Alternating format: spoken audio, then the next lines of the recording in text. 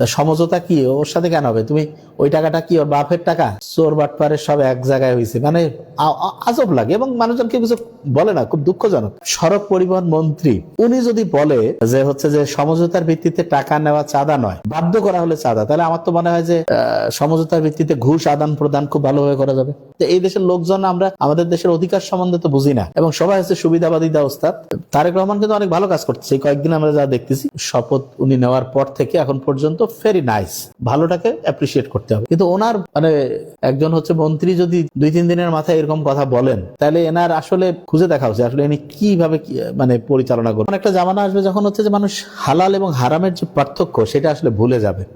তা আমার মনে আমরা সেই সময়ের মধ্যে চলে আসছি যে একজন হচ্ছে যে সড়ক পরিবহন মন্ত্রী না, উনি বলতেছে যে সমঝোতার ভিত্তিতে যদি টাকা নেওয়া যায় তাহলে এটা চাঁদা বলা যাবে না। তা আমি কিন্তু প্রায় অটোতে যাতায়াত করি আর কি।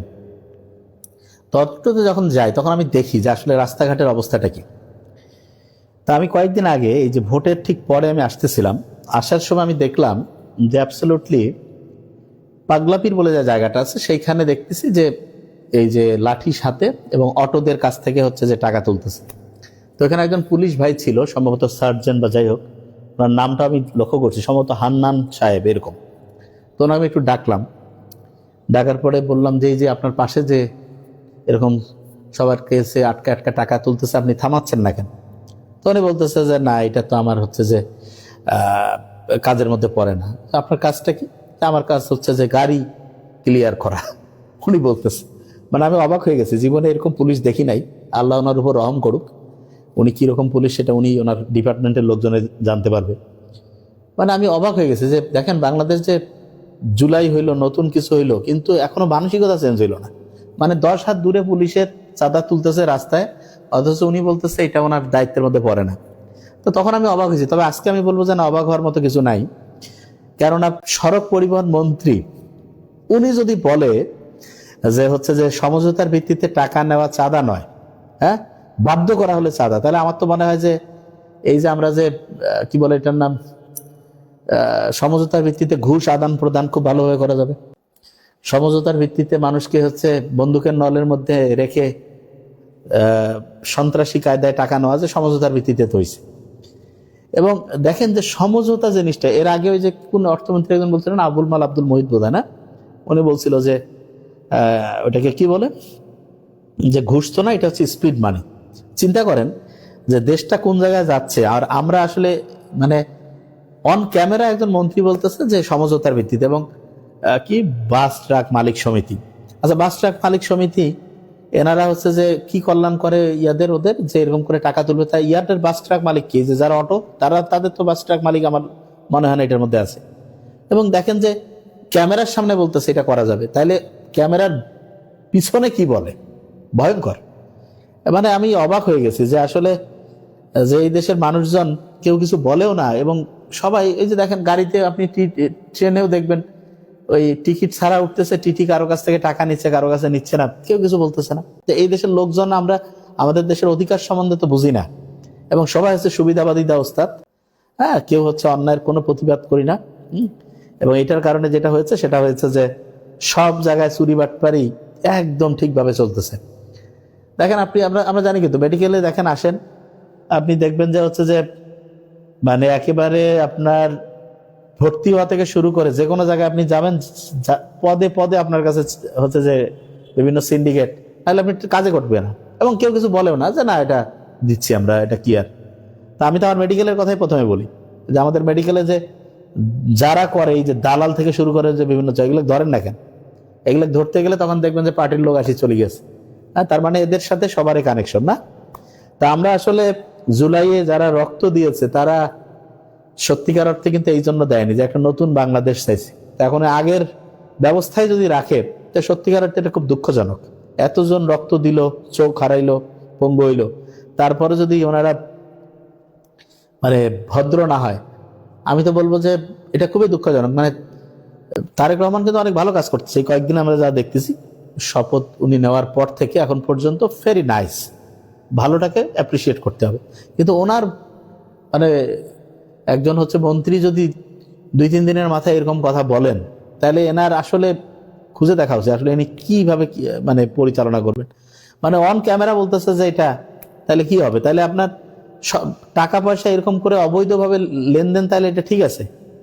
তাহলে তো আসলে আইন কানুনের কিছু নাই। তাহলে চাঁদা জিনিসটা তাহলে আসলে কোনটা? চাঁদাবাজি কি? মানে আসলে ভাষা, মানে আমি যখন এই ভিডিওটা এই যে আমাকে সেন্ড করলাম আমার অফিসে, আমি যখন দেখলাম আমি আসলে অবাকই হয়েছি যে মানুষজন বিদেশে হলে তো মন্ত্রিত্বই থাকতো না, সত্যি কথা একদম থাকতো না।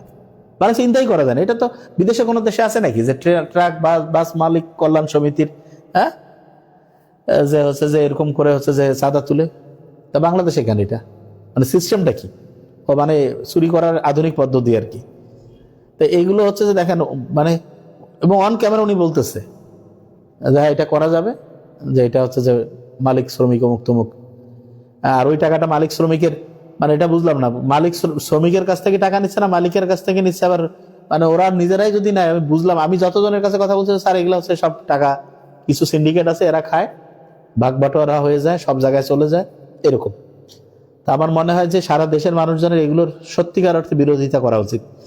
এগুলো হচ্ছে যে মেনে নেওয়া যায় না। এবং এই যে পথে পথে যে এই যে টাকাটা কালেক্ট হয়, এটার কারণে কিন্তু আপনার জিনিসপত্রের দাম বাড়ে, আপনারা তো বুঝেন না, ঠিক আছে? সিন্ডিকেট ব্যবসার কারণে এই যে ধরেন আপনি একটা মানে যে কোনো একটা খাবার খাচ্ছেন, সেটা রাস্তায় যখন পারাপার হয়, এই যে এক জায়গা থেকে আরেক জায়গায় যায়, সেইটা যদি আপনার এই পথে ঘাটে যদি এরকম করে এই চাঁদাবাজির শিকার হয়, তখন ওই টাকাটা তো আর পকেট থেকে দিবে না, ওইটা কোথা থেকে দিবে? সে তো ওই টাকাটা কার কাছে তুলবে? আপনি আচ্ছা আপনি চিন্তা করেন যে মানে শ্রমিক কল্যাণ, আমাদের তো মেডিকেল, মানে আমাদের সরকারি চাকরিরও এরকম হচ্ছে যে কর্মচারী ইউনিয়ন, তারপরে ইয়ে আছে, কয় টাকা চাঁদা? মাসে হইতে পারে 150 টাকা 200 টাকা। এ তো দিনে প্রত্যেক একটা বাস যখন যায়, আপনি শুনিয়েন, আমি সত্যি বলছি না, আমি প্রত্যেক পয়েন্টে পয়েন্টে টাকা নেয়। তাহলে এই যে টাকাটা, এই টাকাটা কোথা থেকে উঠলো? এই টাকাটা সে তো নিশ্চয়ই এখানে যোগ করে দিবে। যোগ করে দিল মানে কি? এই টাকাটা হচ্ছে ওই পণ্য যেটা আছে সেটার উপরে উঠবে, এবং ওই পণ্যের উপরে যখন উঠবে তখন হচ্ছে যে ওই জিনিসটার দাম মনে করেন ছিল যে 100 টাকা, ওইটা পরিবহনে খরচ হয়ে গেল আরো 100 টাকা, তাহলে তখন ডাবল হয়ে গেল না? ওই টাকাটা তখন হচ্ছে আমরা যারা এই যে কমন পিপল, তাদের পকেট থেকে হচ্ছে টাকাটা যাবে। তাই এই জিনিসটা তো আমরা বুঝি না। আমরা মনে করি যে হ্যাঁ, যে হচ্ছে যে এটা হচ্ছে যে ট্রাকওয়ালার কাছ থেকে নিচ্ছে। আরে ভাই, ট্রাকওয়ালা কি টাকা কি ওর পকেট থেকে দিবে নাকি? টাকা তো আপনার আমার পকেট থেকে নিচ্ছে। তা সমঝোতা কি ওর সাথে কেন হবে? তুমি ওই টাকাটা কি ওর বাপের টাকা? চোর বাটপারের সব এক জায়গায় হয়েছে, মানে আজব লাগে এবং মানুষজন কেউ কিছু বলে না, খুব দুঃখজনক।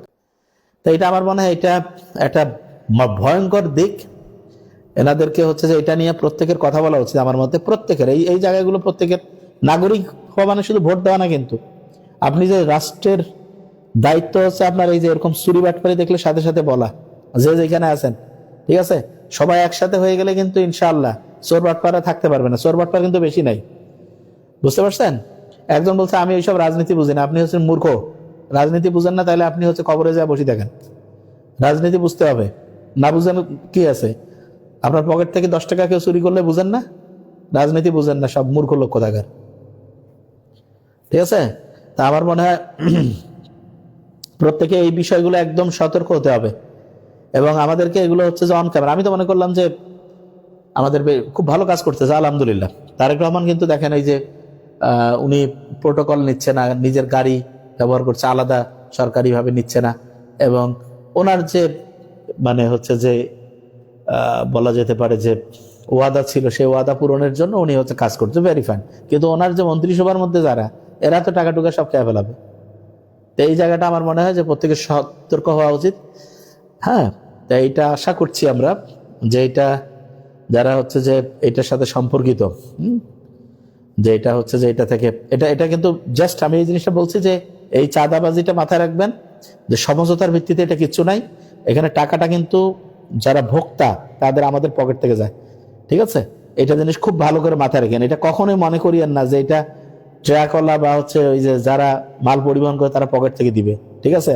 আর ও মানে এটা কোনো জায়গায় হয় না।